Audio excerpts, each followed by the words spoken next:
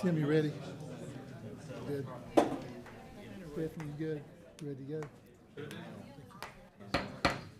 I want to welcome everybody. Call to order the Effingham County Board of Commissioners meeting this February 6, 2024. We'll begin with roll call. Mr. Floyd? Here. Mr. Burdette? Here. Mr. Corbett's here. Mr. Deloach? Here. Mr. Loper? Here. Mr. Kiefer? Here. Everyone's here, so we do have a quorum. If everyone please rise for the invocation given by Commissioner Burdette and remain standing for the Pledge of Allegiance to the flag. Heavenly Father, we just come to you today in thankfulness that everyone returned safely and that we had a good productive weekend representing the county and representing you in some ways, Lord. We pray that it's pleasing to you and beneficial to everybody around us, Lord. Lord, we're thankful for everybody here tonight. We pray that you be with them and bless them, Lord. In Jesus' name we pray. Amen. Amen. United States of America, and to the republic for which it stands, one nation, under God, indivisible, with liberty and justice for all.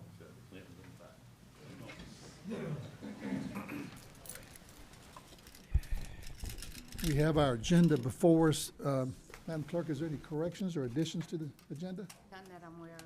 All right, I have a motion to approve the agenda as presented. So moved. Second. Motion by Mr. Kiefer, second by Mr. Deloach to approve the agenda. All in favor say aye. Aye. Any opposed, no. Hearing no no's, we have our agenda.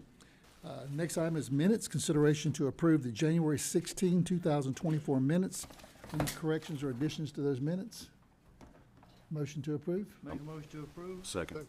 Motion by Mr. Loper, second Mr. Deloach to approve the minutes. All in favor say aye. Aye. Any opposed, no. Hearing no, the minutes are approved as read unanimously. Welcome to everyone who's here tonight for this meeting. Remind you the public comments could be to the agenda items only if you would. If you wish to speak, make remarks, please come to the podium. State your name clearly for the record so our clerk can have that. And then remind you that all the correspondences for this meeting are on a website in the clerk's office, and hopefully if you've had a chance to review that and are ready to participate at the appropriate time. And with that, we'll go to some unfinished business. We don't have a consent agenda, it doesn't look like. And just one item of unfinished business. The item is consideration to approve the first reading to amend Part 2 Official Code, Charter 42, Section 42-7 on firearms of Effingham County Code of Ordinances. This is the first reading approved 11/21/23. I think, it should read, was the first reading already been done? So this is the second reading. Okay. First reading was approved 11/21/23, and we're doing the second reading. No, we that's not denied the correct. second reading on the other ordinance. this is and the first reading. This will First be reading was this will be the tabled. first We haven't had time the for first the new reading. ordinance. The second reading was denied. Yeah, I'm not sure we needed all that stuff right there then. So we're having the first reading of an ordinance that we've Yeah, it approved. simply says Yeah. that the first reading was approved November 21st, and the second reading was denied on December 5th. Right, this is a new So item. the correction Yes. is It's a new ordinance. for a second reading rather than the first reading. All right, now I am confused. This is the first reading of the new ordinance. Yes. This is not the second reading. You want me to Correct. explain? You want me to go Yeah. ahead and go into? Yeah, I think we had a first reading, we had a tenants, and we denied it. So this is gonna be the first reading of a new ordinance on firearms. Matter of fact, I'm gonna let Commissioner Deloach share how we got to where we are and what we've arrived at, which we believe is really good for our constituents, and I think you'll be pleased with what we're looking to do tonight. Okay, good evening, everyone. Appreciate y'all being here. So what the chairman is saying is previously, as most of y'all were here earlier, I guess to say, we kind of got started out on the wrong foot on what we were trying to do, and we kind of set back and punted, and I think we're headed in the right direction now.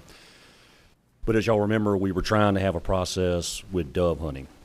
Try to help some of these guys out who are having some issues with people calling and complaining. So we wanted to try to help them out.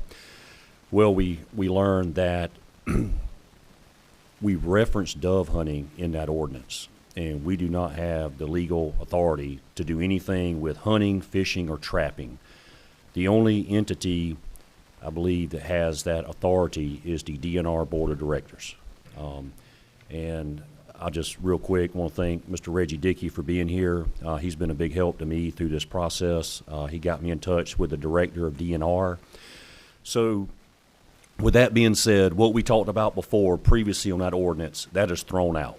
That's going away. We're not doing anything with that. So I emailed some of you of the ordinance that's in here now. And what I heard from a lot of constituents, what I heard from the last meeting was y'all wanted us to just kind of go along with what the state has. So that's what this is tonight. This came straight from DNR, what we're going to vote on. So the main points of it is currently today, you can't discharge a firearm within 300 yards of the neighboring property without their permission. From the residents, if they complain. So that happened, that rule changed back in 1997. So what we're doing now, what we're proposing now is going from 300 down to 75. It was 100 yards at some point in 96, 97, but this pretty much has us more in line with our neighboring counties. The 300 yards was very strict on that. So we're proposing going down from 300 to 75 yards. That's one of the main points. I heard from a lot of you that you wanted to see the 50 yards from the public roadway. We didn't have to put that in there because that's already state law, and state law supersedes us. But we put it in there as a line item just so it was there and everybody wanted to see it. The other thing that I've got a lot of questions on is about the drinking part. So it's about the .08 after 3 hours. That is state law. So that the county, the Board of Commissioners, we do not have the authority to change anything with any laws. We can change our local ordinances, but if it's a state or federal law, it is what it is. And so all we did was just print what DNR sent us because that is state law. So and this is a first reading, so I'm sure if some of y'all have some questions, I mean, y'all can approach the microphone and ask us, whatever you want to know, but that's pretty much the gist of what we're trying to do here. And I'll stop there. Yeah, and I'll just follow up to say that's kind of the gist is we're trying to protect the rights that we've enjoyed in Effingham County as property owners of some of large acres, some of not so large, but protect the rights we've always enjoyed as people move into our county. And then I think one of the comments by a constituent was, why don't we just adopt the state regulation, don't add anything to it, like the 97 did, and that's where we're trying to do now, is get to whatever the state says is going to be it, because we cannot lessen the law, and so we're not going to add any further restrictions. But if somebody has a question, we'll take a few minutes, not many, but if you got a question about what's on this ordinance tonight, if you want to come to the mic and ask a question, that'd be great. All right, seeing no one coming forward, I'll go ahead and call for a motion to approve the first reading. Mr. Chairman, I'll make a motion to approve the first reading. Second. Motion, Mr. Deloach, second by Mr. Loper to approve. Before you call the vote, I do want to make a statement. All right. Because I talked to several people that were concerned with the alcohol statement. And when I talked to them, I didn't realize till now that is state law, and I've actually looked it up. And that was a concern coming into this meeting, but now realizing that is state law, that I did not know that it was a 3 hour in the state law. So Yeah, just want to clarify why, Yeah, we can't lessen the Yeah. state law. We can make it more correct. restrictive. No, and I did not know Trying not to do that 3 hours was in. All right.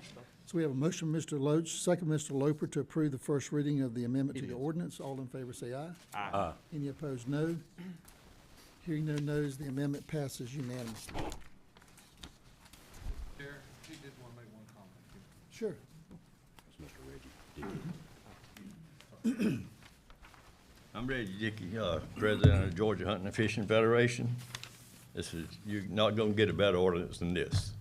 This mirrors Georgia code from top to bottom. I've had some discussions too with them up there. The line from the first section all the way down to line E under section 2. All that's official Georgia Code 1611-103. If anybody that has any doubt, want to look it up. On line E, that's official Georgia Code 27310. And on the alcohol part of it, that mirrors official code of Georgia 27-3-7. And my talking with the game department, law enforcement, they say their job is not to enforce county ordinances. That's the sheriff's department. They will not be and go to your hunting club checking to see if you drinking. You can forget that. It hasn't happened in my lifetime, and it's not gonna happen anytime soon. They got too many things to do besides do that. So they not, the people that's worried about them coming and checking and see if they drunk 3 hours after they kill a nice buck, they can forget about it. It won't happen. That is in Georgia law for people that break the law, have trouble, and then get away and escape for a while, and they catch them later. That's really what that's about. It's not about your hunting. So the hunters can relax on that. Thank you. All right, thank you, sir. Thank you for clarifying that. We appreciate it. But they can comfortably go back to the skinning shed and have their drinks. Nobody's coming after you. They won't be. You won't have one coming around there checking. Now, the sheriff may be sitting down the road, but that's his department. All righty, we're gonna go to new business. I appreciate you clarifying the ordinance that we just approved the first reading of. So the first item under new business is consideration to approve an assemblage permit for Effingham County Shrine Club to host Ham Jam on April 6th, 2024, beginning at 5 p.m. at 1258 Corinth Church Road, map number 311, parcel number 10 in the 3rd District. Yes, Mr. Chairman, Samantha Easton, Planer 2. Effingham Shrine Club is asking for approval for their Ham Jam assemblage permit on April 6th. The event is benefiting the Effingham Shrine Club. Off-site parking will be provided. The applicant will need to have some type of food vendor due to selling alcohol as quoted in the ordinance. The alcohol will be sold by the liquor cabinet, who is licensed to the city of Springfield. Staff recommends alternative 1, and the Shrine Club representatives are here. Okay. Is there any question or discussion from the board? I'll make a motion to approve the request. Second. Motion, Mr. Deloach, second by Mr. Floyd to approve the request. All in favor say aye. Aye. Any opposed, no. Hearing no nos, it passes unanimously. Thank you. Thank you. Item number 2, new business consideration to approve to publish a notice to abandon a portion of Otis Seconder Road located in the 2nd District. Mr. Steve, you doing that one? Yes, sir. As you can see from the diagram, that this is the section that they're looking to close. So the motion tonight is just to give us the authority to start the process, notification, and all the things that are required in the ordinance to begin closing the road, this portion of it up here. Is there any question or discussion from the board on this? We've talked about it a lot in our planning sessions. Is there a motion to approve? And this is not the public hearing. This is strictly to move forward and start publishing. And then we're gonna do publishing, public hearing. Yes, sir, that's correct. Make a motion to approve alternative 1. Second. Motion, Mr. Loper, second by Mr. Floyd. Heard it. You said you would second? Okay. No, I made the motion. I heard it down here too. Oh, you did? Yeah. Okay. Mr. Loper made the motion, is that Oh, correct? okay, I didn't hear. And Mr. Floyd made the second. All in favor say aye. Aye. Any opposed, no. Hearing no nos, it passes unanimously. Thank you, Steve. Item number 3, consideration to approve a final plat and warranty deed as submitted by Toss Allen of Allen Engineering for Oglethorpe Landing, Phase 2, located on Ebenezer Road, consisting of 45 lots, map number 446, parcel number 12 in the 5th District. Mr. Chairman, just out of abundance of caution, this does join my personal property, so I'm gonna abstain. Just- All right, if your clerk would note that Mr. Kiefer is abstaining and removing himself from the bench. Yes, Mr. Chairman, Samantha Easton, Planer 2. The applicant is asking for approval for Oglethorpe Phase 2. The roads have been inspected by EOM. The deed and infrastructure agreement have been reviewed by the county attorney. The plat has been reviewed by Development Services staff, and we do have the bond. Staff is recommending alternative 1. Okay, any questions or discussion from anyone on the board? Have a motion to approve alternative one. Make a motion to approve alternative one. Motion by Mr. Burdette, second by Mr. Loper to approve alternative one. All in favor say aye. Aye. Any opposed, no. Hearing no nos, it passes unanimously. Item number 4, consideration to approve a final plat and warranty deed as submitted by Stuart Barney of Dream Finders Homes for Creekside Phase 2A located on Noel C. Conaway Road, consisting of 155 lots. This is map number 436, parcel number 46 and 47, 46 and 46A in the second district. Yes, sir, I'm hoping my Samantha. voice holds out tonight. Mr. Chairman, note that I returned. Okay, yeah, if you'll note that Mr. Kiefer's return, that'd be great. All right, Samantha Easton, Planner 2. Staff has reviewed the documents, EOM has reviewed the roads, and the county attorney has reviewed the deed. Staff recommends alternative one. any question or discussion from the board? Do we have sidewalks on these? I couldn't tell when I looked earlier. Sir? Is there sidewalks? Yes, sir. They will have to be I sidewalks. see them on the plat, and I couldn't find it in the notes when I was trying to read it. Okay, so make a motion to approve alternative one. Motion by Mr. Burdette, second by Mr. Deloach to approve alternative one. All in favor say aye. Aye. Any opposed, no. Hearing no nos, it passes unanimously. Item number 5, consideration to approve an amended purchase order for the purchase of 3 ambulances for EMS. Yes, sir. Allison Bruton, Procurement and Capital Projects Manager. So this PO was originally approved in October of 2021.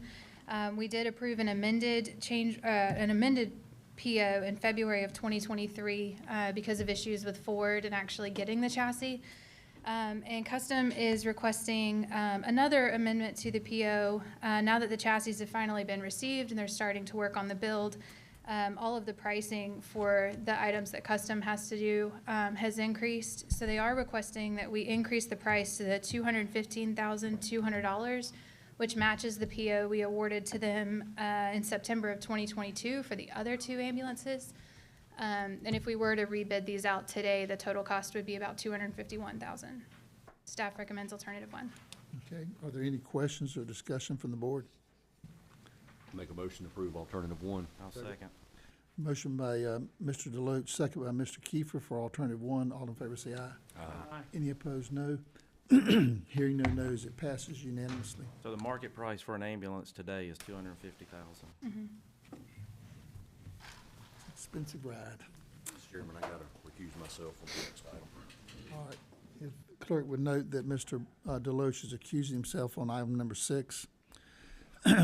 Consideration to approve amendment number 6 to the contract for roadside mowing services with McGrady Company LLC.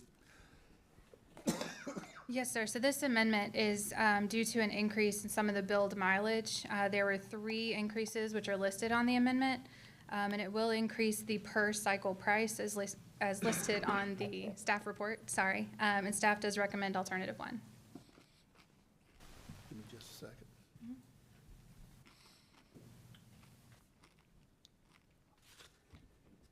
And there is no term extension, so that remained the same. So what's the overall increase on the contract? It is, They included some more road, didn't they? yes, it was 0.68 miles for Golden Road, increasing the Old Louisville Road section to 7 miles, and then increasing the Central Avenue section to 3.5. I believe it was a little over $1,000 total per cycle. Oh. I don't have it That's in good. front of me, sorry. I didn't have a chance with us being in meetings all this week to do the details. I just wanted to know what the overall increase was. That's good. Yeah, the amendment 5, sorry, had $71,356.78 per cycle, and now it's $72,843.86. Okay, very good. Sounds very reasonable. Is there any other question, discussion? And the or only motion? other option is to not mow that area, and that's not an option, I mean. Make a motion to approve Motion for alternative alternative one. one. Mr. Burdette, Second that. second by Mr. Floyd. All in favor say aye. Aye. Any opposed, no. Hearing no nos, it passes unanimously. I saw the mileage. Item number 7, consideration to approve a proposal, and note that Mr. Deloach is coming back to the bench.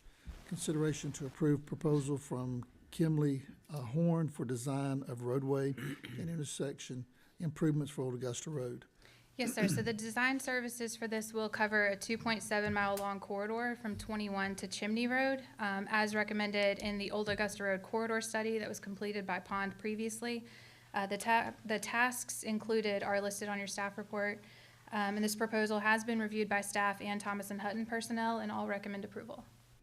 All right. And this is the design and construction of this is jointly funded through T-Splost as well as Special Tax District, right? That's correct. Yes. All right, any other question, discussion, or a motion for alternative one? I make a motion to approve as presented. Second. Motion by Mr. Kiefer, second by Mr. Deloach. All in favor say aye. Aye. Any opposed, no. Hearing no nos, it passes unanimously. I apologize for my voice tonight. If you can't hear me, let me speak up. I hit a wall yesterday after 3 days of meeting in Atlanta, so I can feel my voice gradually going as sinuses accumulating there. But if you can't hear something, just wave your hand and I'll try to lean into the microphone a little better. Item number 8, consideration to approve a change order for peak pavement for a decrease in the Lamig SAP project. Yes, sir. So this is requested to remove the flashing beacon signs due to vendor pricing increases associated with the alternative options and quantity selected. So this will decrease the contract amount by $58,000, and then these signs are going to be procured by another vendor, and EOM will install themselves. So staff recommends alternative 1. Very good. All right, any question, discussion, or motion for alternative 1? Make a motion for alternative 1. Motion, Mr. Deloach, second by Mr. Burdette for alternative 1. All in favor say aye. Aye. Any opposed, no. Hearing no nos, it passes unanimously. Nice to see a credit. So I was gonna Yeah, say. yeah. And Good for EOM Take to 'em. step up and help with some cost savings there as well.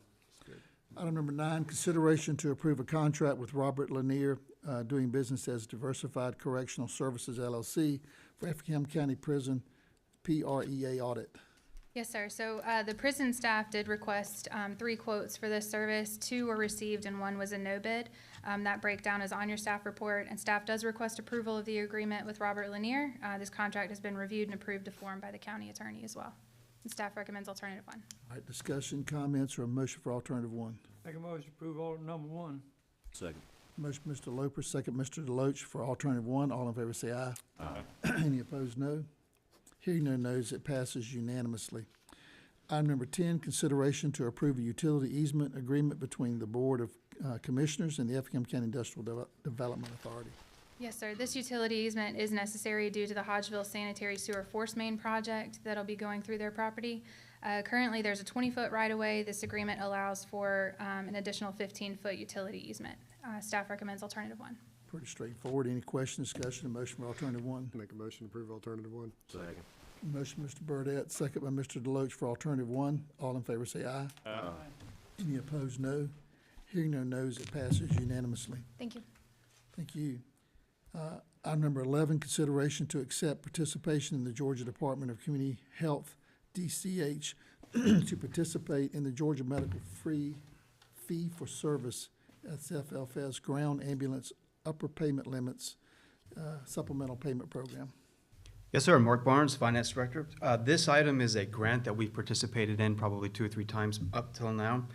And it's basically funding that we receive from the state of Georgia on a calculation based on our ambulance rides. Staff recommends alternative number 1 to accept to participate in this program. Sounds good. Any question, discussion, or motion for alternative 1? Make a motion to approve order 1. Second. Motion, Mr. Loper, second, Mr. Deloach for alternative 1. All in favor say aye. Aye. Aye. Any opposed, no. Hearing no nos, it passes unanimously. If y'all think we're doing these things fast, they all have the packet and they've read the material, so unless there's a question to come up, we can keep it moving so everybody won't be here all night. Consideration, number 12, consideration to approve resolution 24-007 to amend the fiscal year 2023 budget. Yes, sir. This is an amendment for fiscal year 2023, and this covers the end of year, the non-cash GASB 87 lease expenses and the non-cash revenues that we have to record. Staff recommends alternative number 1 to approve the resolution to amend the budget. All right, very good. Make a motion for alternative 1. Second. Motion, Mr. Deloach, second by Mr. Burdette for alternative 1. All in favor say aye. Aye. Any opposed, no. Hearing no nos, it passes unanimously. Item number 14, 13, consideration to approve a resolution 24-008 to amend the fiscal year budget. I thought we just did that. This is fiscal year '24. Yeah. Okay, that's all right. And this amendment covers a few items for the Development Services Department, for some of the stormwater training and some of the legal advertisements that they have to do. And it's a small amendment that just covers them. Staff recommends alternative number 1 to approve the budget amendment. Question, discussion, motion for alternative one. Make a motion for alternative 1. Second. Motion, Mr. Deloach, second, Mr. Burdette, for alternative one. All in favor say aye. Aye. Any opposed, no. Hearing no nos, it passes unanimously. Thank you. Now, item number 14, consideration to approve and publish a new jobs description for a solid waste coordinator for development services and health, wellness, and safety coordinator for human resources. Yep. Good evening, gentlemen. Sarah Mousoff, Director of Human Resources and Risk Management. So pretty straightforward tonight. We're just asking for approval to publish 2 new job descriptions and job titles. One solid waste coordinator is going to go in development services. We're not increasing headcount, it'd just be a promotion, a position upgrade for one of our current code enforcement officers.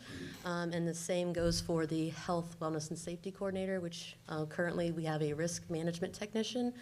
And with our new wellness program, we'd kind of like to incorporate that, so it'd be a position upgrade for that position also. Very good. Thank you, Sarah. Yes. I believe we talked about this weekend, the solid waste coordinator. And this, for the constituents, I think it's going to be a great thing. It'll be a central point. If somebody has a trash problem or anything, they For can call that complaints, central yes. point, and then we'll do the bird dogging and the legwork for you, figure out what happened, what's going on, and get it rectified quickly. So it's, And it's gonna help entail helping with the litter and public Yes. dumping is really Yeah. wrapped up in this, and that's what I'm. it's really a good thing. Yeah. Appreciate that. It's gonna happen in a lot of ways, yeah. All right, do you have a motion to approve alternative one? Make a motion to approve alternative 1. Second. Motion by Mr. Burdette, second by Mr. Floyd to approve alternative one. All in favor say aye. Aye. Any opposed, no. Hearing no nos, it passes unanimously. Item number 15, consideration to approve amendment, administrative services agreement between Maritime Health Incorporated and Effingham County Board of Commissioners. Yep, Sarah Mousoff, Director of Human Resources and Risk Management again. So this is just some housekeeping from Meritain. A few weeks back, we signed the 1-1 amendment, and so unfortunately, their contract team said we had to sign that first. This one is from March 1st of 2023. We're already running this program. It's just, we kind of need your formal signature. Clean up on aisle 6. Yep, yes. Make a motion to approve as presented. Second. Motion by Mr. Kiefer, second by Mr. Deloach to approve as presented. All in favor say aye. Aye. Any Thank opposed, you. no. Hearing no nos, it passes unanimously. Thank you, Sarah. Item number 16, consideration to approve a petition for annexation as submitted by the city of Springfield for a property consisting of approximately 9.25 acres located adjacent to Georgia Highway 21, map number 410, parcel number 61-63.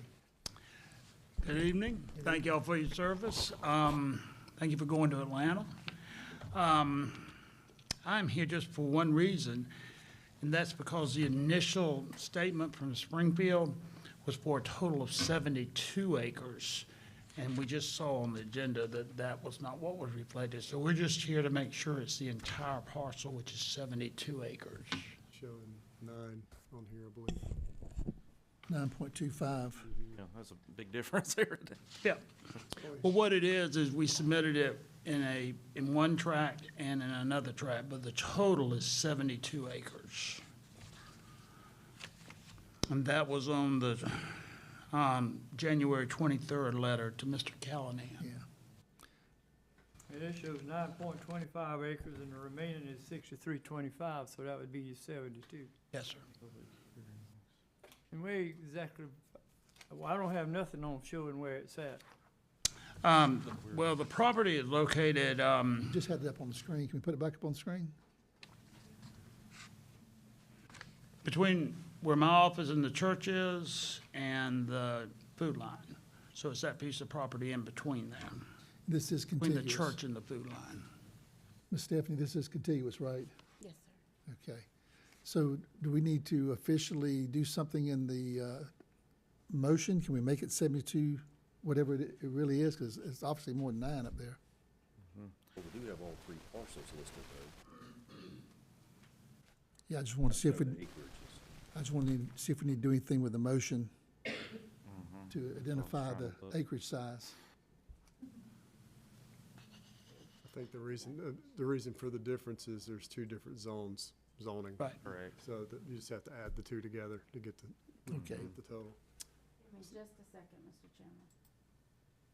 Yeah, I think that's all it is in the agenda item. It just says 9.25 and does not list the 63.25 that's in And the the background. application is It's in the app. clearly Yeah, for the it's in there. full acreage. Yeah, it's got it separate in there. So why don't we do this, instead of saying alternative one, acknowledge the petition requesting, well, we have the petition in our packet, so we can go with alternative one, which acknowledges the petition requesting annexation as presented by the city of Springfield, because it shows both parcels Yep. in acreage. So you have a motion for alternative one? Make a motion to approve alternative one. Second. Motion by Mr. Deloach, second by Mr. Burdette for alternative one. All in favor say aye. Aye. Any opposed, no. Hearing no nos, it is annexed. The 72 acres, Yeah, not just, because- get messed up here, but Yeah, that's, we should be I think good. the We're good. description in our staff report is less important than what was in the actual documents Annexation. that were submitted, and that's what we approved, so. we just wanted to make sure there wasn't any issue, but thank y'all very much. Thank you. Even have nothing on the parcel. All I know is that one. Yeah, I had, it came in later, I think it was late. All righty, we have, any reports from our commissioners or administrative staff? We'll go see if there's anything from Mr. Tim. I believe I Covered it all this weekend? covered everything at the retreat, so I'm Sounds good. good. You sure?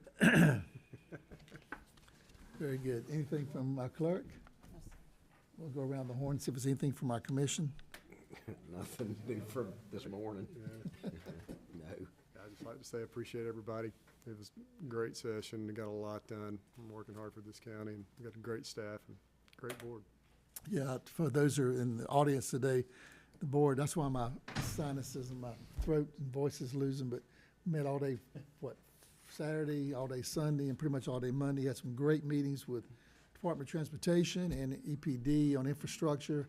Very supportive, very productive meetings. Had a great planning session, some exciting things. We hope to, I think there's an eggs and issue, they said in April for the counties and cities. And so Tim's gonna give a thorough update of all the good planning that's going forward and what we can expect in the near future. So that'll be, watch for that. It'll be, I think around the 1st of April, she said. Middle of Yeah, April, somewhere? end of March, early April. Yeah. So it'll be a good time to hear all the good planning and strategy that's moving forward. Mr. Lutz? I'm good. I just update on DRT. Unfortunately, there's not a lot that we really can publicly discuss, but there's a lot of things happening, moving along those lines. Tim, you want to add anything? Yeah, I can add that for the Yeah, you public. might be able to add Yes, something. because we met this morning with Yeah, the EPD.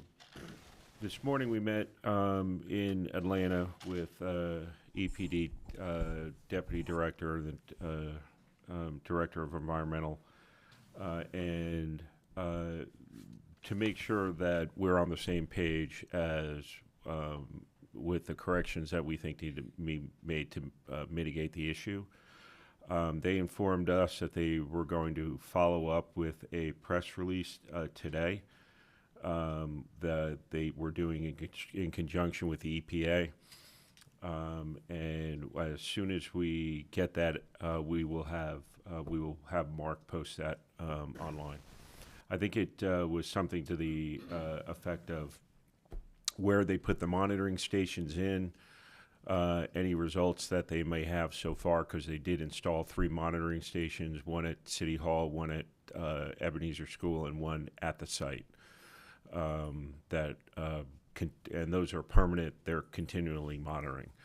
And they just wanted to give the information that they had so far on that so the public knows that they're taking actions. Very good. Thank you, Tim. Do we have a need for executive session tonight? No, sir. No need for executive session. All right, and there's no executive session minutes to approve. What we have next is our public hearings. We cannot begin those to 6 o'clock. So I might take a brief recess and get my voice back for the planning session. So if you're here for the planning meeting, we'll start that in about 20 minutes when top of the hour. We'd started early, but we can't do it legally. So we'll see you in a little bit. Take a recess.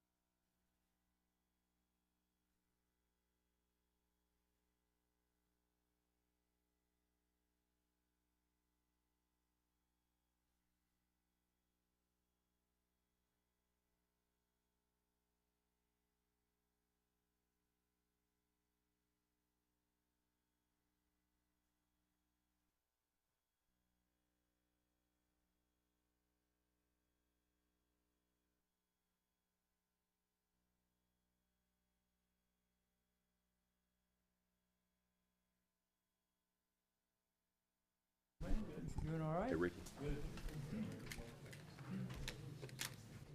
All right, we're going to go back into session, and we have our planning board items at 6 o'clock.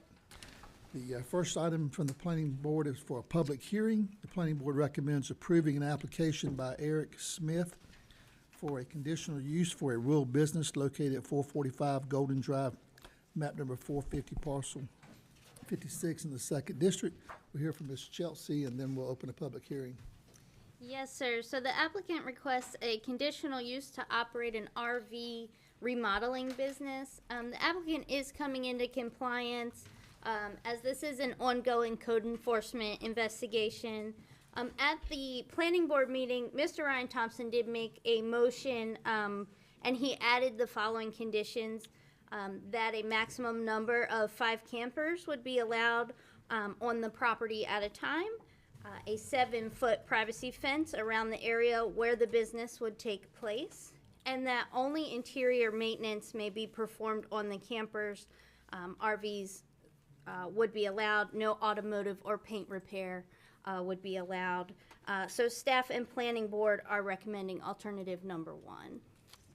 Okay, we'll open a public hearing. Is anyone in the public like to speak in favor of this conditional use request? Anyone tonight wanting to speak in disagreement with, in opposition to? Seeing no one, I'll see if there's any questions or discussion from the board. Is Mr. Smith here? I have a couple questions for you. Normally, we wouldn't do anything like this. This is a conditional thing. I would just have, and I know a little bit about you. I know you're an honest man, a good man. I know you've been doing this for a while, and you're trying to come in compliance. The only thing I would really add to that is maybe keep the operation behind the home line, the house line. How would I? Yeah, it currently, that's what. And I know you're already doing that, but right, maybe sir. add that to a stipulation. Yeah. Just so it's clean, but just ask that you honor those stipulations that we put on there and Absolutely. do the right thing. Well, conditional home use is limited to 1,000 feet, right? Am I thinking right? It on that? is, but in this case, he's at, I don't know if that would meet 1,000 feet with 5 campers. That'd be very difficult to do. 100 by 100 is pretty good size. Put 5 campers in there. Be like 5 car, I mean, according to us, it's a huge RV or camper, but. You I mean, it you could get maybe. 7 there. I mean, we could add that. It would require another reading, but I'm thinking 1,000 feet, you can't move it No, around. not about That's space, it's in the- about having it. He wouldn't have From the them all in road. there where he's working on them anyway at Well, one he's time. you're fencing in the area, right? Yes, sir. Right. How big is the area you're fencing in? Is it 1,000 feet? Oh, yeah. So it would be from the one side of the house to the fence, or to the wood line, and then from the other side all the way back to the wood line there. So, I mean, it's half the property. Oh, so And it's fenced in 2.5 area is bigger acres. than the 1,000 feet? Yes. Okay. Yeah. But you And still- all campers would be behind it. Some would even be hidden behind the house as well. So, Yeah. like he was saying, we couldn't work on all of them at once. And so say we had one that would be parked out of sight behind the house to where no one could really see it anyways. Mr. Chairman, if I remember correctly, because I was at this planning board meeting, the reason why he's fencing in such a large area is that's what the neighbors asked for, so he's complying with what they asked for, if I remember correctly. That's correct, yes, sir. And I guess I'm just making sure that you understand, and Chelsea, you verified that the area he's actually going to be performing the service is 1,000 feet. Yes, sir. The reason I was bringing that up, Mr. Burdette, is that if it's 1,000 feet, he couldn't go in front of the house. He's got to stay with that 1,000 feet. Right, But yeah. just keep stuff out in the front yard, it would be the only thing I. Yeah, I agree with that. I mean, we don't need campers parked in the front yard, and I have, my No, we house get is. phone calls. Right, Yeah, of course, yeah. We could add that if you want to just either take another reading Okay. later. Want to add a stipulation that the service area will be behind the house? Yes, sir. That'd be. Okay. So is that okay with you? Yeah, I was already assuming that was, I figured you would part of it, anyway. right? Yes, sir. Yeah, but I find sometimes if we get more definitive in what we're doing, curtails problems on down the Sure. line sometimes, so. Do you have anything else you want to? No, sir, he was pretty thorough with it. Thank you, sir. So, Mr. Burdett's asking that we add one other stipulation. You want to make a motion to approve? Yeah. Stipulation? Should I state the stipulation first? I'll state it for you. Go ahead. He's making a motion to approve with the added stipulation to the planning board and staff recommendations of the service area being behind the house, located behind the house. So As moved. well as storage, behind the you know, if there fence. were any. The building is 1,000 square feet. Service and storage behind the house. Okay, service and storage behind the house. So moved. Second. All right, we got a motion by Mr. Burdette, second by Mr. Floyd. All in favor say aye. Aye. Any opposed, no. Hearing no nos, it passes unanimously. Since we added another stipulation, we'll have to do the second reading at the next meeting, but it should be no problem. Thank you. Get your understanding. Item number 3, under public hearings, the planning board recommends approving an application by Haley Myers as agent for Blue Skies Acres Incorporated for a conditional use for an agritourism business located at 729 Ardmore Oakey Road, map number 285, parcel number 5 in the 3rd district. Yes, sir. So the applicant is requesting the agritourism business conditional use as their future plans to extend include a workshop to provide job training for people with disabilities and a classroom and covered arena for equine programs. The largest building the applicant plans to erect in the future will be placed in the middle of the property, as you can see here on their site plan. This arena will be 500 feet from the road and approximately 350 feet from property lines. The applicant has provided all necessary documentation to staff, including a site plan and a business narrative, both of which are required by the agritourism ordinance. Staff and planning board recommend alternative number 1. Thank you, Ms. Chelsea. Open a public hearing. Anyone tonight speaking in favor of this conditional use? You're welcome to come share a little bit. That's the guy with the red hat. We just want to say thank you to everybody for just the planning board has been fantastic working with us. And we're looking to have basically an operation where we work with people with disabilities. We do the job training, as Chelsea mentioned, and we're employing young people in our community. We also will be having the equine programs for foster children and for these young people with disabilities. So the building that we're wanting to do, the big building that Chelsea mentioned, will be this site for our equine activities and to allow us to expand those programs to serve more individuals. Sounds wonderful. Can I get you to Yes. state your name for our clerk? Yes, Hallie Myers. Thank you, Ms. Myers. Appreciate it. All right. Anyone tonight speaking in opposition to this conditional use? Seeing no one coming forward, I'll close the public hearing. Any questions or discussion or motion from the board? I'll make the motion to approve alternative 1. I'll second. Motion by Mr. Deloach, second Mr. Kiefer to approve alternative 1. All in favor say aye. Aye. Any opposed, no. Hearing no nos, it passes unanimously. I think it's going to be really great for the community. I'm really excited about what you guys are doing. It's going to be good. Second reading, consideration to approve the second reading of an application by Haley Myers as agent for Blue Acre Sky Incorporated for a conditional use for an agritourism business located at 729 Ardmore Oakey Road, map number 285, parcel number 5 in the 3rd district. Motion for second reading. Make a motion to approve the second reading. Second. Motion by Mr. Loach, second Mr. Loper to approve the second reading. All in favor say aye. Aye. Any opposed, no. Hearing no nos, it passes unanimously. One of our, I think might be our second agritourism business or Yes, first sir. one, sure. So that's great. It's gonna be good for the community. Thank you, guys. Item number 5, the planning board recommends approving an application by Haley Myers as agent for Blue Sky Acres Incorporated to request a variance from the ordinance 3.4.1 to allow for the reduction in required buffers located at 729 Ardmore Oakey Road, map number 285, parcel number 5 in the 3rd district. Yes, sir. So the applicant requests a variance. This property and surrounding area have continually been farmland. The planted buffer in this section would take away from the rural aesthetic that you see here. And so the buffers that they are requesting would be a 0-foot buffer along the east property line. There is currently a fence, and let me see if I can, right along this property line here, there is currently a fence that separates this parcel and their parcel here. They are asking for a 10-foot landscape buffer along Ardmore Oakey Road, a 0-foot buffer to this side of the property, as there is planted buffer, approximately 20 feet of trees here, and then no variances needed to the back of the property. As you can see, there's about 300 feet of trees back here that they do not plan to remove. So staff and planning board do recommend alternative number 1. Very good.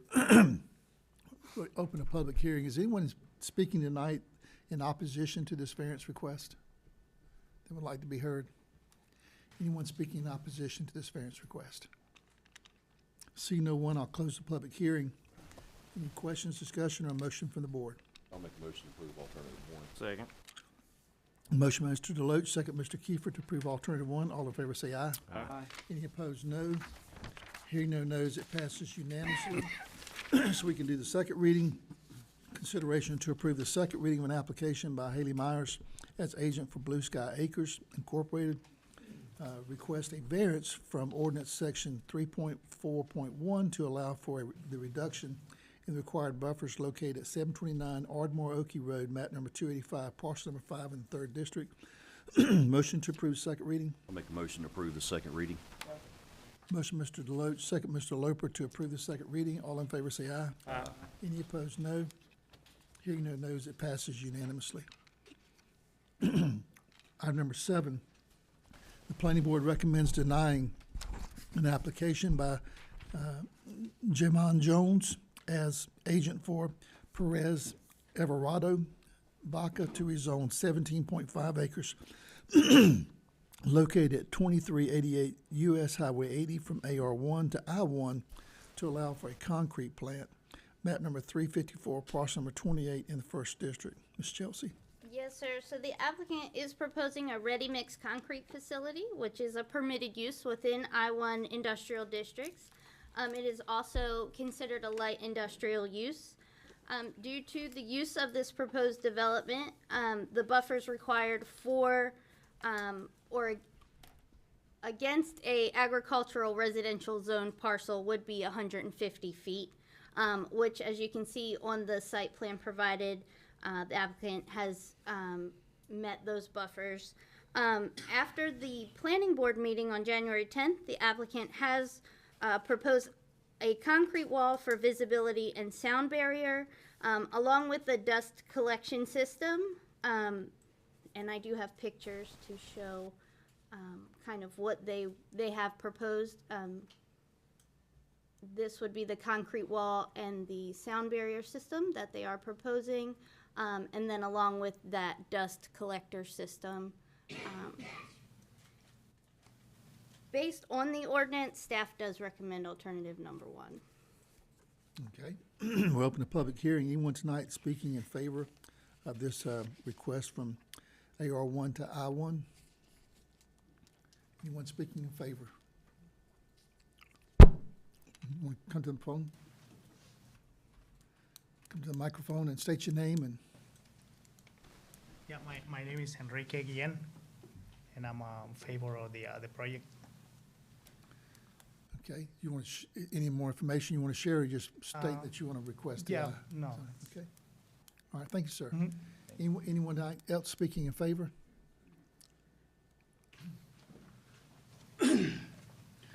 Hey guys, my name's Michael Wedenkamp.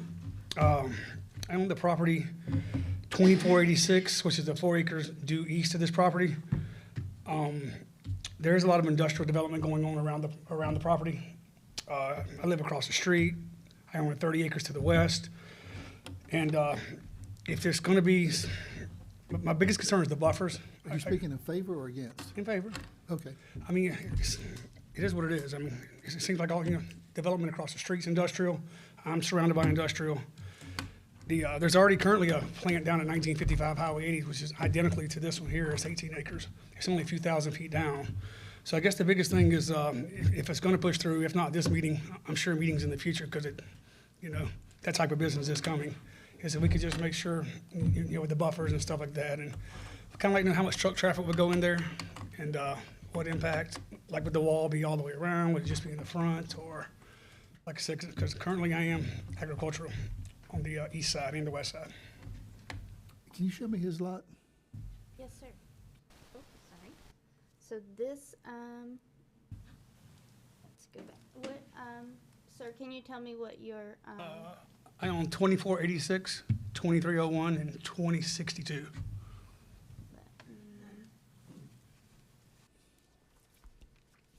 go out of The lot to the east. What number, so, 35429? Correct. this one? Yeah. You own that one? Yes. Okay. All right, very good, thank you.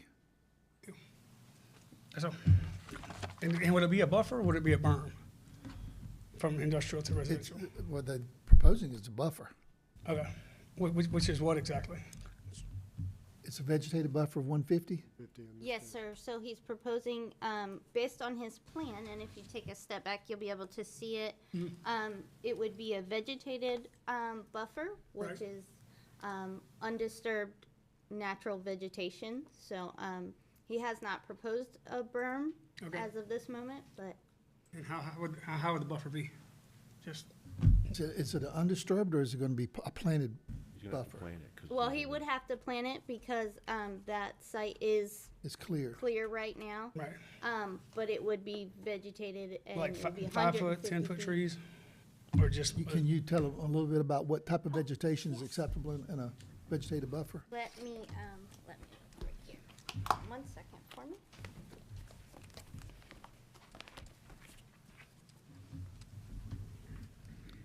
And the wall that he's proposing to build, you asked about that, is that on all three sides except the road, or just the?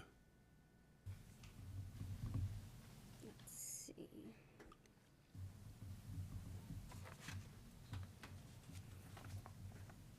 Sorry, I'm just, 1 second, I'm sorry.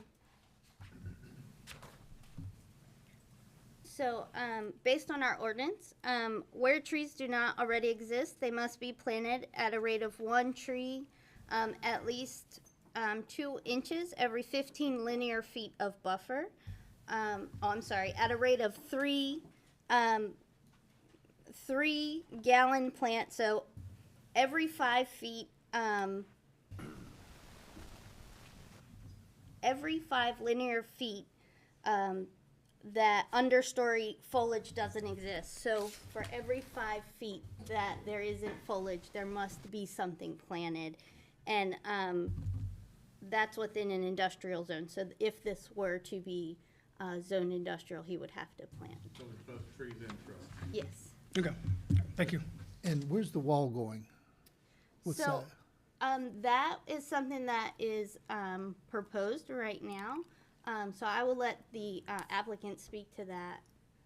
Advocates could share where the wall would be on that property, would be helpful. Good afternoon, Commissioners. My name is Jamon Jones. If you can pull up the site map that we put.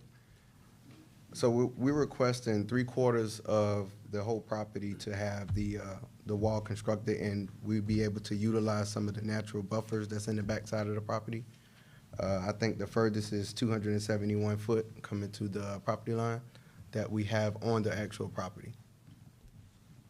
So can you take the arrow and show where the wall would be? I'm sorry, it's the blue,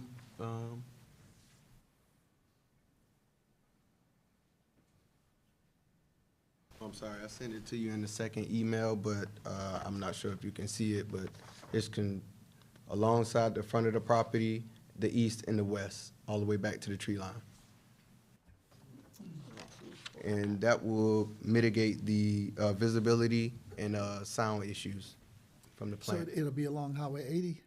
Yes, sir. And it would be in communication with GDOT because I understand the widening project coming. So we would communicate with GDOT, the environmental team, the engineering team to make sure it's constructed properly. And if you have it. So the only part would not have a wall would be the back of it? That'd Yes, be- sir. And we're asking for that portion of the property to kind of mitigate the actual burn barrier. There you go. The blue is what the wall would be? Okay. Yes, All yes, right, I'm very sorry. good. And it's a 7-foot wall, is that what we said?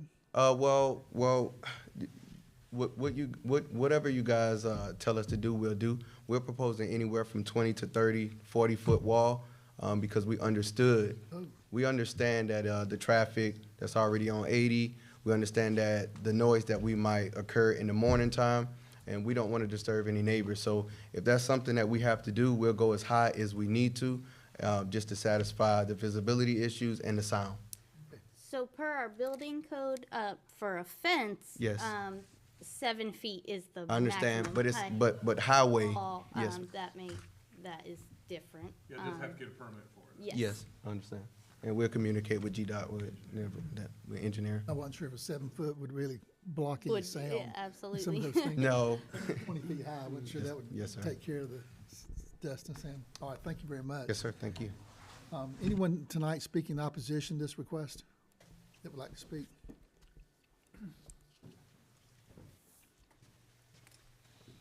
Good evening. My name is Melissa Still. Thank you very much for listening to what we have to say against this concrete plant. We live directly across the street on George Road. So it is residential right across the street from this property that is actually just a blank field. We're trying to pull up the picture of the field right now. There's residential to the east and I believe residential to the west of this property. Yes, y'all did approve, the planning board approved just a little, maybe a half mile down about 6 or 8 months ago. There's 106 that was just approved for industrial. Nothing has been started on that. However, with there's not being any type of buffers right now, no natural buffers or anything on this clear field, not only are we concerned with, you know, of course, the traffic, which you have no control over, but also the particles in the air that could come from it. I understand they proposed the additional machinery, but we are residential all right there, especially across the street. Coming out on George Road, we are right in front of that property and the other piece of residential property that Mr. Widenkamp had referred to east of the property. So appreciate your time. Thank you. Thank you. Anyone else speaking in opposition tonight that would like to speak? Yes, good evening. I'm Kathy Sheffield, and I'm to the right of this property, and it is residential. I am pleased to see that these buffers are going to be put in place, and I was very concerned about the silica because, I don't know if everybody knows, but it's very dangerous. And I feel bad for some of the men that work at it for years and never wear respirators. But what are the hours going to be? The last time we were told it would be 5 to 5 for the trucks going in and out. Well, when do they make the concrete to go into the trucks to leave out at 5? Does that start at 2, 3? So that is a question I have. Okay. And right now I can tell. Well, we go ahead and give an answer to Yeah, the one more thing hours. and then I'm gonna sit down. We got to figure out what we're gonna do with that road. There was a terrible accident 2 Fridays ago, 3 cars head-on, right there on 80, right in front of my property. That road is dangerous, and we're gonna put more and more trucks on it.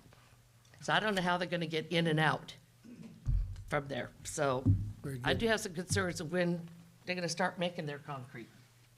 Do you want to share the hours of the concrete? Again, my name is Jamon Jones. So the set hours, as it sits, is 5 a.m. to 5 p.m. It's a ready-mix company, so we handle all of our product as soon as it goes in the truck. It's not prepared, nothing off-site, only the raw concrete that we bring in, the raw cement that we bring in for the mix. So it won't be any making of the product on-site like a manufacturing, facility.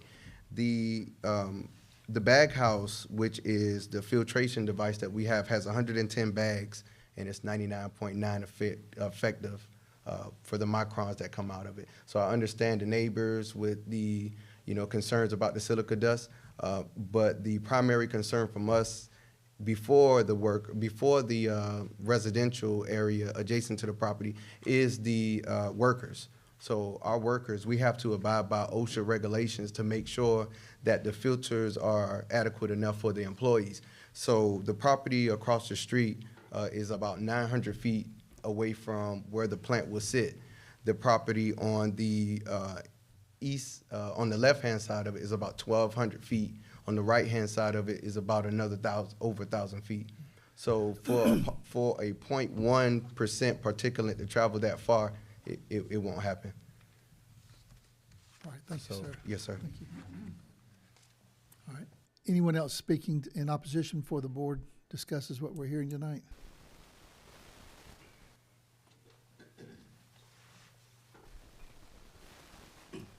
Hi, I'm Ricky Steele. I live at 226 George Road, and I understand what they're trying to do. A couple of questions I have is, one, is the 20-foot wall going to be built prior to the plant being put up?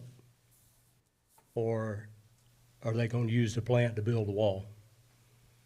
And I understand what they're saying about starting at 5 a.m., but I've been in construction for a while, and I understand concrete plants start up at midnight and run sometimes 24 hours a day, depending on what they're pouring and where they're pouring, what time of year it is.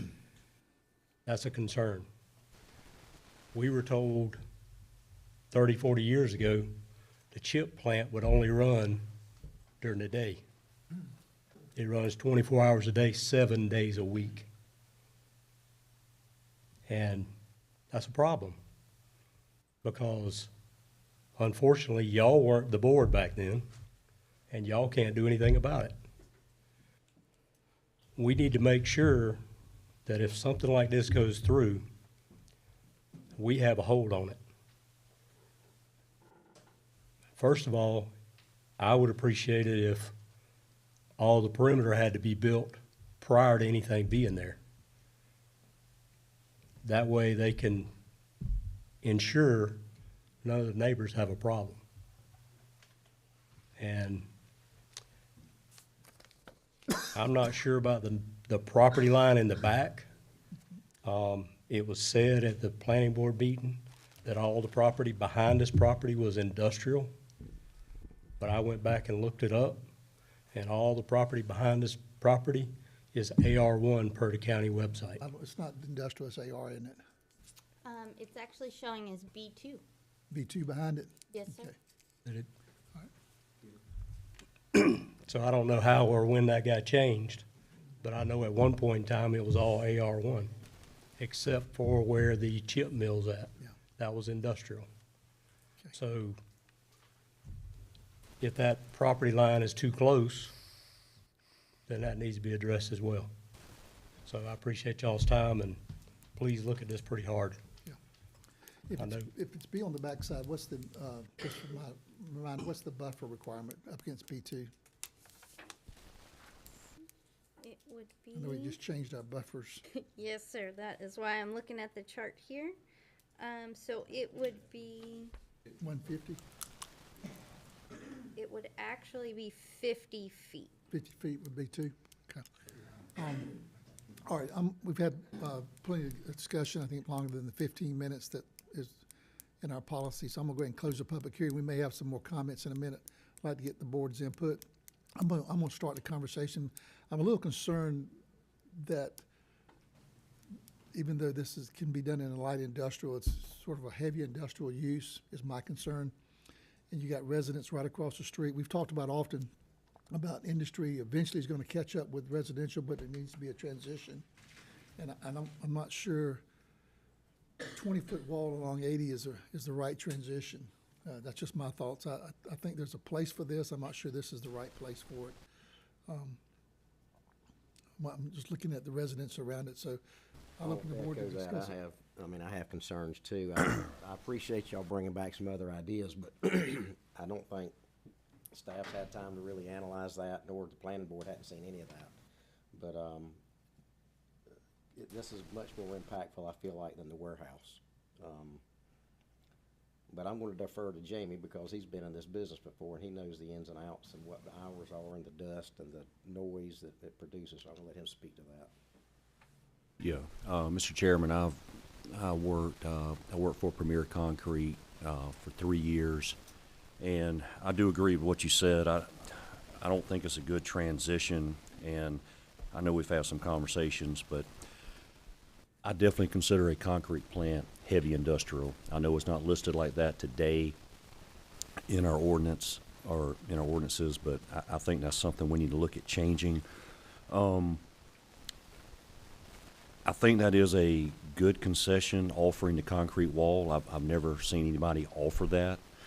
I think the dust collector on the plant, I think that's good. But what happens between June and August when it's 110 heat index outside? Not only do you have your concrete trucks moving around, you've got your loader who's feeding the plant nonstop. You've got your haulers coming in. They're bringing in sand, rock, and cement. So it's constantly moving on that yard, and that creates an astronomical amount of dust. I've been there. And just putting the dust collector on the plant, that doesn't stop all of that dust from the yard. And I really think the planning board got it right. I agree with what Commissioner Floyd said. I look at this as definitely a different request than what we've approved previously. I see all the residents on George Road. And as you can imagine, and which I know this is not, they would have, if it was approved, they would have to work with DOT on this, but a 10-yard loaded concrete truck pulling out on Highway 80 in a 70-mile-an-hour tractor trailer, as you can imagine, a concrete truck's not going to gain a whole lot of speed very quickly. But my main basis on this is just the proximity to the residences. I agree with the chairman. I don't think it's a good transition. Definitely in the summertime months. I know there was a question earlier about when the concrete's made. This, whenever you're dealing with concrete, that's probably the most nervous any contractors or superintendents are on a job site, because it is a very timely material. When you batch that concrete, you better be ready to dump it in about 45 minutes to an hour, or you've got some problems. But what happens when you get, and I don't know this company's business model, but like was stated earlier, if you get a 500 to 1,000 yard pour in the summertime, because those drums become a big oven and they suck the water out really quick, and I may be getting too far in the weeds here, but you're going to start batching at midnight to 2 a.m. is what you're going to do. Because also what you're wanting to do, if you've got that many rotations coming out of the plant, you're not wanting to deal with traffic on Highway 80 at 7, 8 o'clock in the morning. You're wanting to do that extremely early, as quick as you can. And just so with all that being said, I just don't think that is a good fit there, that close to the residences. So just in my personal opinion, I side with the planning board on denying the request. That's all I got. Is there any other comments or discussion from the board? Yeah, my comments are, I do agree with a lot of the comments made, and I kind of look at it two ways. When we consider these, you have protecting the neighborhood, an area of neighbors from, dust, noise, and the other, but I'm also have become much more keen on paying attention to aesthetics. And I'm wondering about a big concrete wall compound, what that may aesthetically be. I do have concerns there. And it would be counter to some of our discussions about the corridor on Highway 80, trying to establish a corridor that's going to be attractive coming into our county. I mean, and that may be why it's not a fit. Maybe the wall does accomplish the helping protect from the dust and the noise, but it harms that aesthetic. So I try to look, these really should you should be able to accomplish both of those, the aesthetics of the facility as well as the protection. Well, this board has been really supportive of property rights of an owner, but we have to look at the rights of around and things we're trying to do as a board with the aesthetics. For all the reasons that have been shared by the commission, and my understanding of transition and what we're trying to accomplish here, I'm going to ask for a motion to deny. So moved. Second. Motion by Mr. Floyd, second by Mr. Deloach to deny this request. All in favor say aye. Any opposed, no. Hearing your no's, it's denied unanimously. It's a great idea. I just don't, I think that for the reasons stated, it's not a good place for this project to be. Hope you'll find another place to do this, because there's gonna be a lot of construction in this county. There's gotta be another area that's not on a major corridor like that to be safer and better for our neighbors. Thank you for understanding. I didn't get a chance to comment on that, but Oh, I'm sorry. no, it's okay, but I'm on the same page as Commissioner Floyd and Deloach, and especially concerned about the traffic issues along there. It's a lot of traffic coming through there. We've got a neighborhood right there, and that's probably one of the larger issues for me. He's right. You pull out a loaded concrete truck, and you're not gonna get up to speed for quite some time. So there's serious danger there. And more traffic's coming on that road. I can tell you, I do appreciate you guys looking at the neighborhood. And trying to be Trying what to you can. protect. I wish everybody had that mentality coming up. That goes a long way. So it's some good ideas. First time I've seen a fence that high and everything else, but the willingness to put forth that money, and because it takes money to do things like that, and effort, and sometimes giving up some land to be able to do that, but that goes a long way with protecting our people around us. So thank you. All right, we're going to move on to item number 9 in the public hearings. The planning board recommends approving an application by James Dasher as agent for Peggy Ann Boykin Beck to rezone 116 acres at Earl Lane Road and Hodgeville Road from PD residential to PD residential to allow for the amendment of a planned development. Map number 435, parcel number 21A and 21B in the 2nd District. Ms. Chelsea? Yes, sir. So at the January 17th, 2023 Board of Commissioners meeting, you guys approved the request to rezone this property to PD residential. The changes before you are a text amendment, and they're coming from a wetlands delineation that has been completed for this project.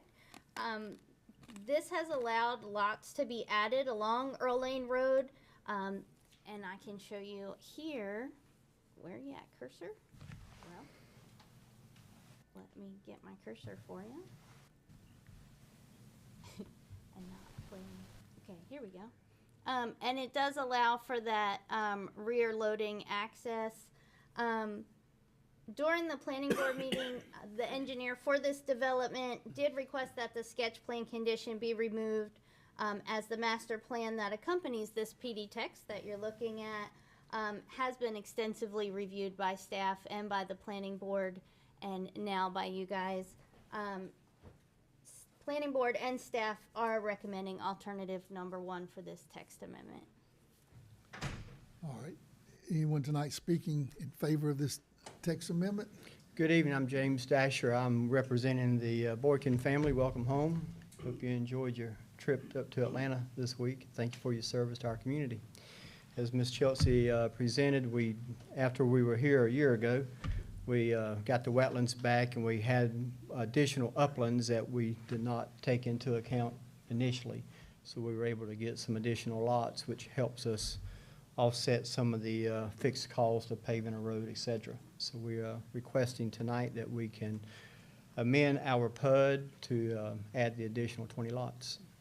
Are you paving that road all the way to Colic, Helmy? We are working on with staff now, trying to get a good idea. This project right here has us going beyond the entrance and no further than that, but we're working with staff. So right now you're going just back to the entrance in the... Yes, we go just beyond the entrance. But okay. We would like to go through, but this project here takes us just beyond the entrance. Okay, very good. Also have my engineer, Mike Hughes with Thomas and Hutton. He can answer some of the more technical questions, and if you have any. Well, basically, the request is just to increasing the lots based on, the zoning's already been approved, the PD. Yes, sir. Increasing it based on the wetland delineation. Correct. If it was an R5 or something, we wouldn't have to come back before rezoning, but being it's specified as a PUD, we have to come back. Very good. Thank you, sir. Thank you. Anyone else tonight speaking in favor? Anyone tonight speaking in opposition to this text amendment?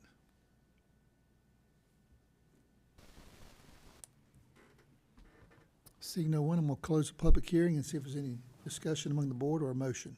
Make a motion to approve, alternative number one. Second.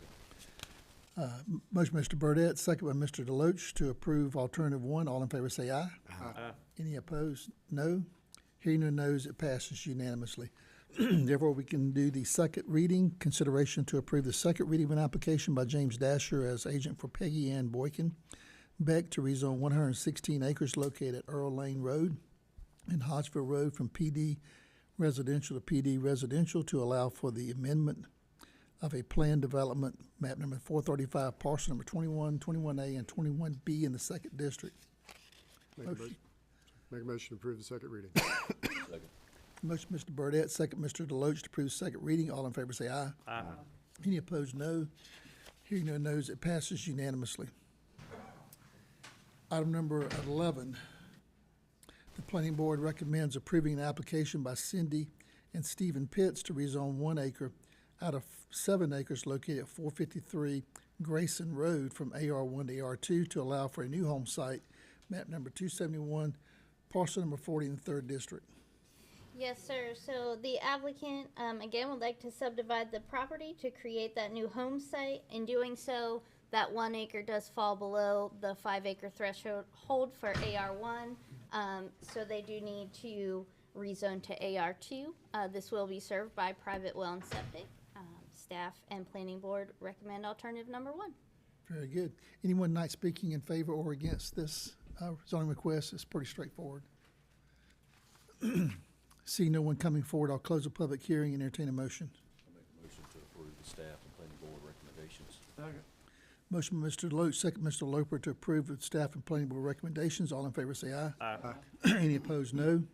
Hearing no no's, it passes unanimously, so we can do the second reading. Consideration to approve the second reading of an application by Cindy and Stephen Pitts to rezone 1 acre out of 7 located at 453 Grayson Road from AR1 to AR2 to allow for a new home site, map number 271, parcel number 40 in the 3rd district. Make a motion to approve the second reading. Second. Motion by Mr. Deloach, second by Mr. Kiefer to approve the second reading. All in favor say aye. Aye. Any opposed, no. Hearing no no's, it passes unanimously. Item number 13 in the planning board. The planning board recommends approving with conditions, an application by Mark Jacobs to rezone 20.41 acres located on Highway 119 South at 475 Little McCall Road from AR1 to AR2 to allow for a subdivision to create a new home site, map number 320, parcel number 50D and 52 in the 3rd district. Yes, sir. So the applicant is requesting to rezone both parcels. That was the initial request to AR2 for both of these parcels here and this parcel here.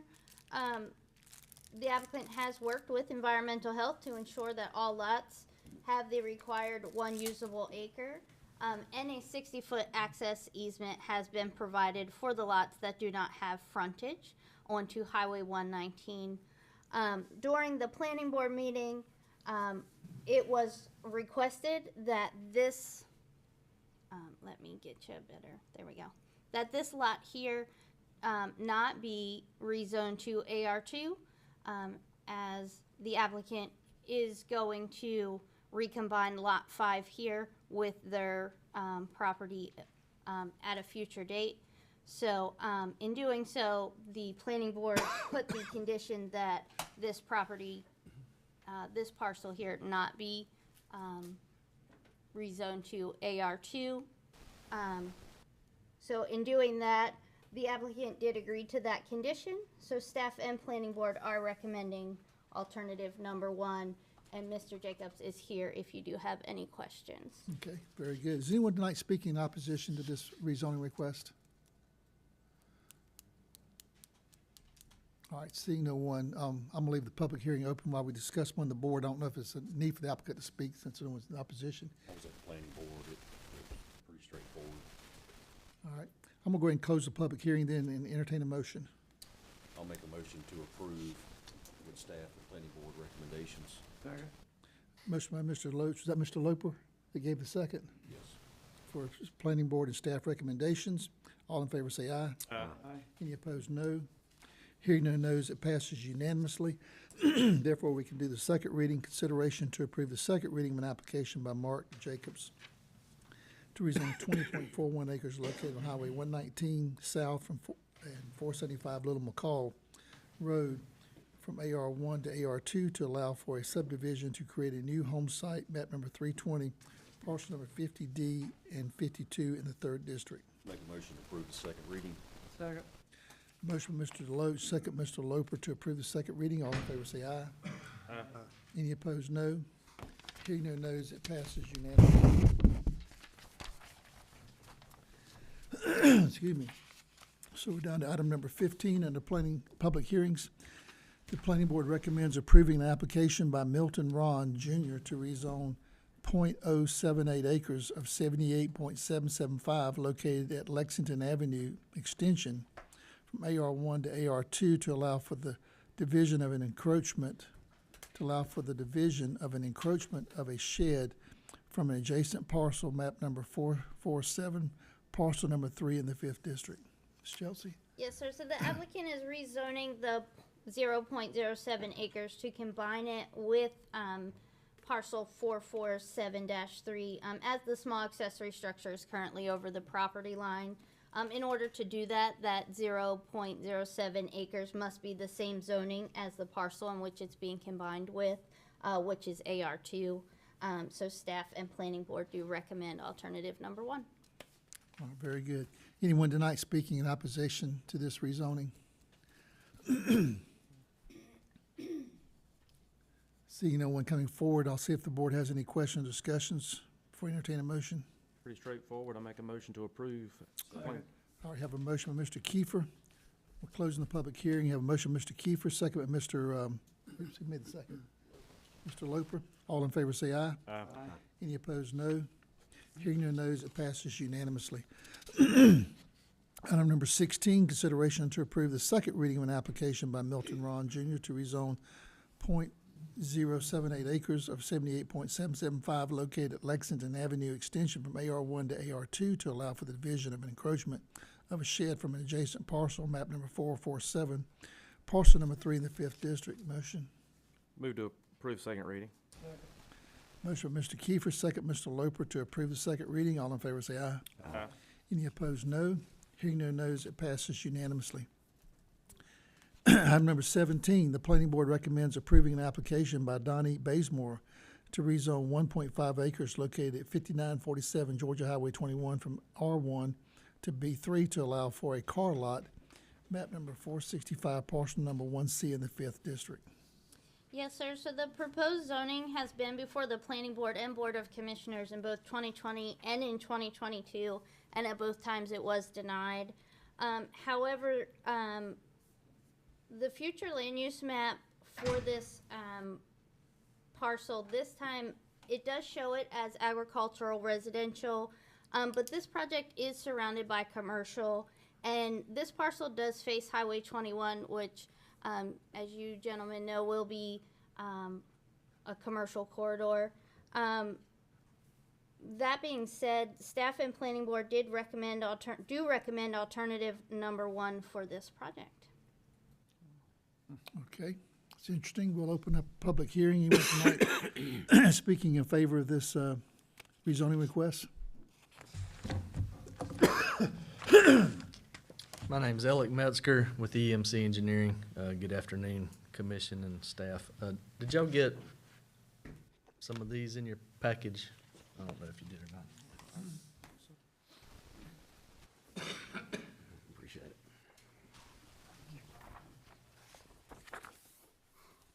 Thank you. Don't make it all pretty here, man.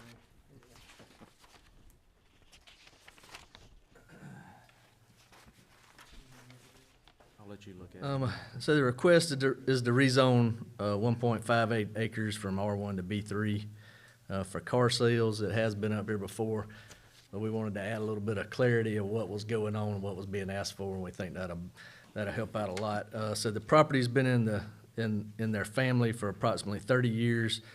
They want to relocate their car sales business that's in Rankin next to Rusty Pig now to this lot. and it will be run by their family, mainly their son and daughter. The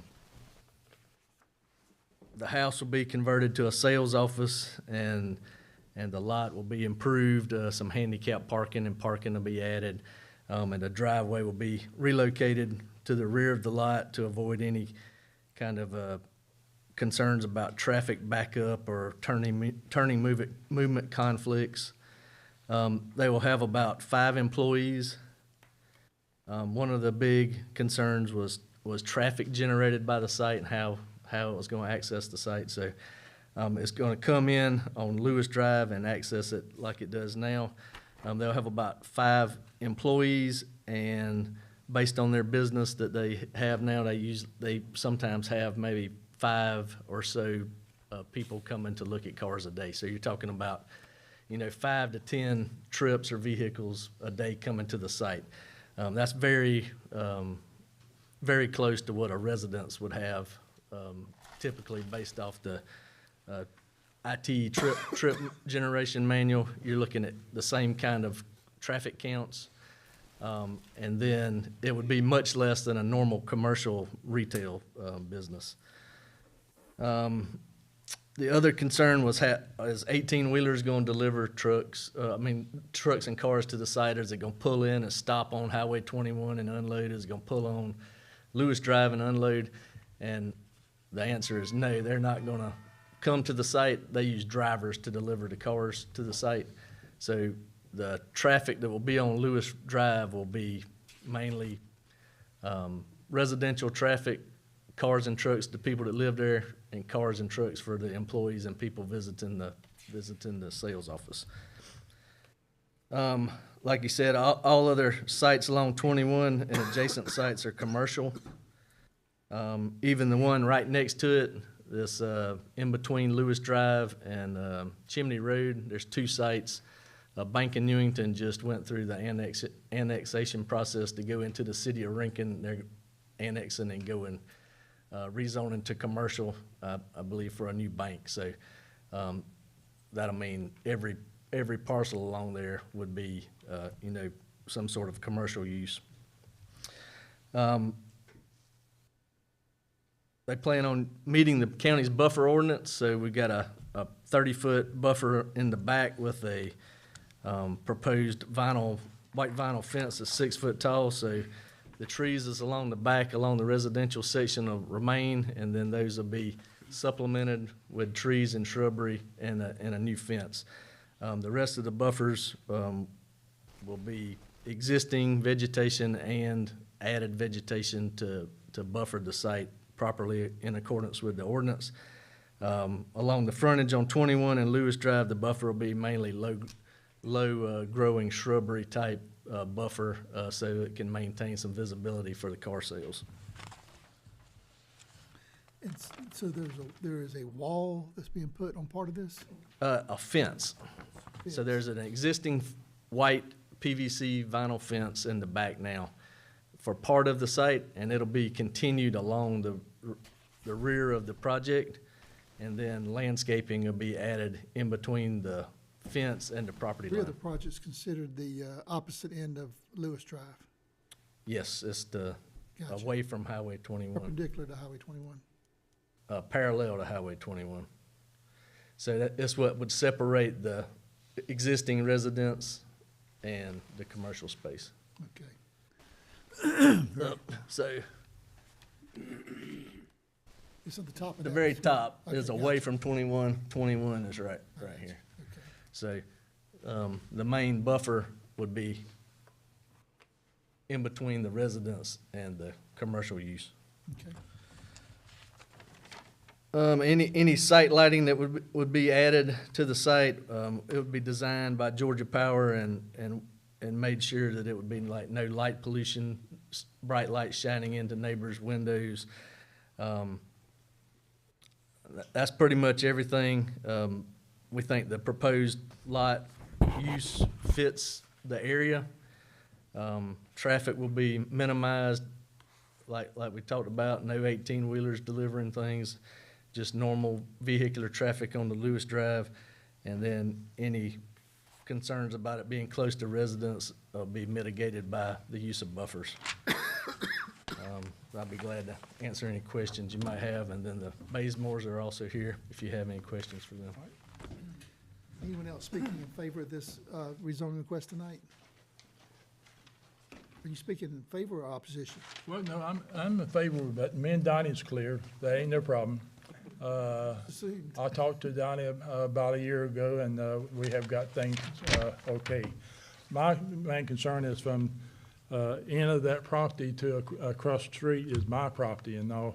We was wondering if we could, from that property line of his property to across the street to my property line, from there back to the end of Lewis Drive, make that a private road. That way, it would keep our neighborhood, safe and all. I'm not sure how we can do it. I talked to Mr. Kiefer about a little while ago, and was wondering if there's some kind of way that we can do that without, we got people opposed to this, but that's just, we already know that, it's going to happen regardless, because Harry Sherrou's already talked to Harry about the property right beside me on front is on Lewis and Chimney Road. Both those is going to go Bank of Newington,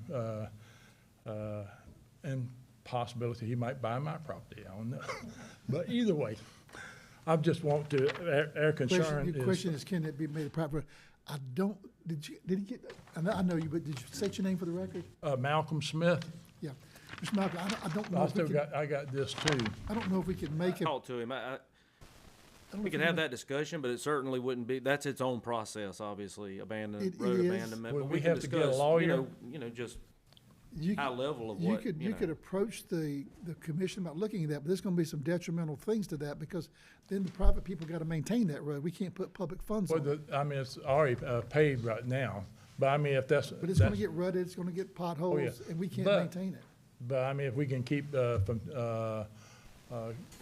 nothing to do with the car lot, but I mean, when a car lot is gonna be there, there's gonna be traffic back and forth. People gonna try out a car, they don't care if it's, down Lewis Drive or Zia Avenue or Chimney Road, it's still gonna happen. Mr. Bazemore could actually ask him to go on 21. Well, me and Donnie talked about that, and he said something, he was hoping maybe they could put a no-through sign or something like that. There might be something there, staff could look at, no commercial traffic or. Rather do that. we could possibly have it know. where there's a left turn only leaving that facility.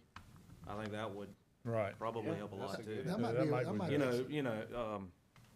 we do this, if you're not speaking in opposition other than that back road, why don't we get with staff to look at how, and the owner, how we could maybe do something like a left turn only out of it, so that when they're testing the cars, they gotta go out on 21 to test them and not run through a neighborhood. Right, because, tell me something, what, would we have to go through the county to put buffers back there, not buffers, but the speed bumps? I don't think we can put speed bumps on a county road. But, well. Tim, you wanna address that? Yeah, we do get that request a lot, but the county, just as a policy, doesn't install or maintain them.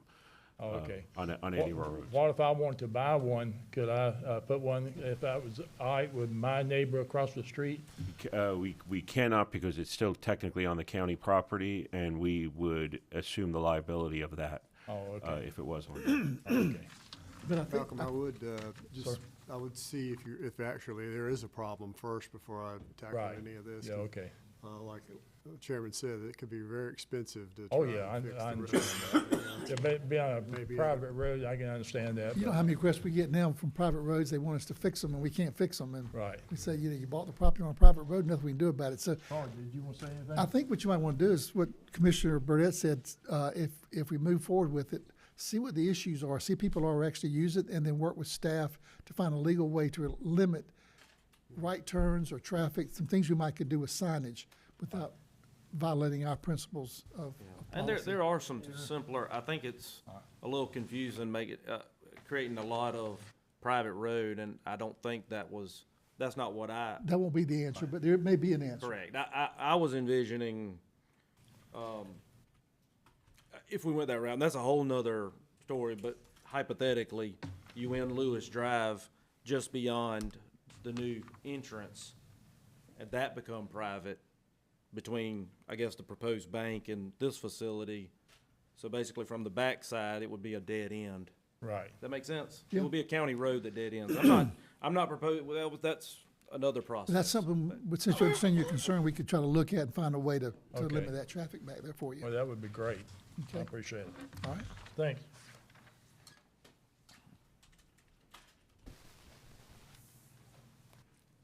Good evening. Carl Cords. I live on Lewis Drive and don't have an issue with the car lot going there. My only concern is traffic. I have young children, they ride their bikes up and down the road, and we all know auto lots bring in cars. So if there's a way to dead end the road or vacate the portion that is public now and turn it back to the community that we utilize, I would have no issue whatsoever. And we can consider all that. That'd Sure. be a different issue from the tonight, which is the rezoning. Understood. But once again, I just caution you, because once you become a private road, you're assuming that it's a lot of money to Agreed. fix a pothole and resurface a road, so. Sure. Could impact your 100%. resale as well. You could impact your resale value of your home, so there might be another way to do it. So I Okay. would suggest if the board should choose to move forward and approve this tonight, let's look at the traffic, maybe come back and let's plan it. We have workshops every other month. Okay. Come back on workshops and share some of the traffic issues, concerns, and some ideas. Sure. Maybe staff could work with, how can we eliminate some of those issues? Absolutely, and that's really our only concern is the traffic. Car lot, I think that, I talked to Donnie, he seems like a square shooter and nice guy. I wish him all the best luck, but we don't want to affect our life either. Yeah. But it probably would have less traffic than a professional building where there, another medical customer or whatever Sure. is coming in every 10 to 15 minutes, So it probably would have less traffic than some of the professional businesses that might could locate there. Yeah. So It would be one thing if we really didn't see a path forward on, should there become a traffic issue, but I think there are a couple of things we can look at as a remedy going forward if it. Sure, if it becomes an issue. Okay. Okay. And when you, and help educate me, when it goes to the board like this and it gets approved and, things don't exactly go as they were proposed, what avenue do citizens have? I mean, once the zoning is approved, and I'll give you, for instance, I have a neighbor that is behind me that was going to just turn it into a community garden. Now it is nothing but rock and dirt, and he cut all the trees down, and now I have to look at that every day, and nobody seems to be able to do anything because zoning is so vague there. And that affects my resale value. So what avenues, what vessels do the citizens have for zoning changes like this? Well, primarily, the zoning of that parcel, there are stipulated uses allowed. So there are controlling ordinances for that zoning. But I will tell you, there's a very, very fine line between a person's personal right to enjoy their property as they see fit. Maybe the neighbor don't. So that's a very touchy line that we have to try to work within and still preserve their rights while also preserving the neighbor's rights to enjoy, that it doesn't hamper the use of their property. But this particular zoning is going to be a little, I'm going to use the word better, I think, than the residential zoning you're talking about next to you. Yeah. Because it has a vegetative buffer requirement, right? Which, that's the issue you have now with a homeowner. They don't have it. Yeah. This zoning does come with a vegetative buffer requirement, and they've also got a sketch plan they'll present that shows how they're going to lay it out. We'll have to approve. Those things are probably the best we can say that would protect you more than a neighbor who doesn't cut the grass or cuts their trees down or whatever they Sure. do. So it might have a little more opportunity. And we have, I believe code enforcement has been out to that property. I think primarily the first there was a concern that there was a lot of activity going on in the wetlands area behind it, but I believe they've determined now that's not the case. Right. So that was the primary concern of going out there. Only thing they have out there, they still have 3 buried tanks that the owner just popped the tops off and put dirt on top of it. And Okay. you think we are done, but we're not, because EPA will find them things. Yeah, well, I'm gonna have to reel us back in because we gotta deal Yeah, with the yeah. zoning, not the lot next to you. That's a code enforcement, and they're working on that now. But I'll tell you, we have a code enforcement department, and if you have complaints, please let us know. We'll get out there and check it Yeah, out. we've actually added to that department, trying to, as we grow, do a better job of making sure people comply so they don't damage their neighbor's property. So, yeah, call code enforcement, let them know your complaint. They'll come out and visit, and they might could help with some solutions to that. Okay, so no issue, just to be clear, no issue with the car lot, Okay. just the traffic, that's my concern. Yep, and we can try to address that as it Certainly. produces itself. All right, one more for or against, and then I'm gonna close the public hearing. Good afternoon, I'm Donnie Bazemore. Just want to assure these, I've talked to these folks, we've owned that property for a long time, my uncle and my parents. We're not going anywhere. The piece of property we're located at down next to the Rusty Pig was sold. They've given me 6 months lease to get out of there. Okay. We're gonna keep this place clean. All holidays reserved. Thanksgiving, we close at Wednesday and come back on Monday. Memorial Day, Labor Day, I just kind of want to let you know our hours are 9 to 6, Monday through Friday, and 10 to 2 on Saturday. You know, our kids are involved. They're borderline senile about keeping the place clean. We keep the grass cut between us and the Riley's right now, and that property doesn't even belong to me, or I don't lease it. But, one thing I did after talking to the two gentlemen this evening, we're going to make, when people come to our lot, if approved, we're going to have a flyer type deal and tell them on test drives or whatever, we're going to have a path for those guys to go on to test drives especially. And that way if something happens, they don't come back, we know where to kind of go look for them. That's right. We're going to do everything we possibly can to keep a showcase there. And like Mr. Mesner said, my son and my daughter run this place. We have 2 other employees that have been with me forever. I've been in the car business for 40 years. I don't ever be in a situation again of leasing property, and if I get this done, they don't have to worry. We have a 17-year-old granddaughter is just getting involved in business, and she'll be involved in it in the path too, and neither one of our kids are going anywhere. Sounds good. And if you have any questions. I appreciate it. I think we got all the information we're gonna need. That's a good Okay. job. Thank you. Any discussion from the board? I'm closing the public hearing. A question or a motion? No, first, I appreciate Mr. Bazemore coming, Yeah. working with EMC that can, really show us what, I think we've had that problem in the past, really, I think as a board, understanding what you guys were truly going for, but now we can see it. It's obvious, you would be the only parcel in that area, that's not commercial, it's just. Yeah. And I appreciate you working with the neighbors. That's huge, because it's easier when people are, Working are together. comfortable with each other when they have, these issues. I don't know if anybody else has any comments. Yeah, I think y'all have covered it all. Yeah. I'll entertain a motion to approve. Talked about it a lot. Yeah. Motion to approve? I make a motion to approve with planning board and staff recommendations. Second. All right, motion by Mr. Kiefer, second by her two. I'll take Mr. Lopers. All in favor, say aye. Aye. Any opposed, no. Hearing no no's, it passes unanimously, so we can have the second reading consideration to approve the second reading of an application by Donnie Bazemore to rezone 1.58 acres located on 5947 Georgia Highway 21 from R1 to B3 to allow for a car lot, map number 465, parcel 1C in the 5th District.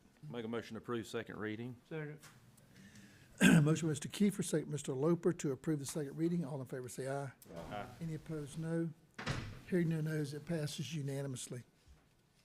The last item on the planning board is the sketch plan. The planning board recommends approval of an application by Donnie Bazemore for a sketch plan located at Highway 21 South for a Lincoln car lot, proposed zoning B3, map number 465, parcel number 1 in the 5th District. Yes, sir, Mr. Chairman. Samantha Easton, Planner 2. Don't really have anything else to add. Mr. Alex kind of already handled that for us.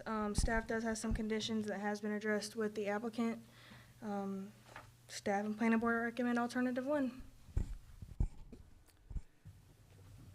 Any discussion or question from the board on the sketch plan? This is the very sketch plan we were considering during the rezoning. Yeah, it's been discussed. Yeah, With have a that, I'll motion? make, huh? Motion? Yeah, I'll make a motion to approve sketch, alternative one. Second. Motion, Mr. Kessler, second, Mr. Loper, to approve alternative one. All in favor say aye. Aye. Any opposed, no. Hearing no nos, it passes unanimously. I believe that concludes our business. Is there any other business tonight that we need to take up for this board? I want to remind you all to turn your radios into, Chief Hodges. Okay. Get them updated?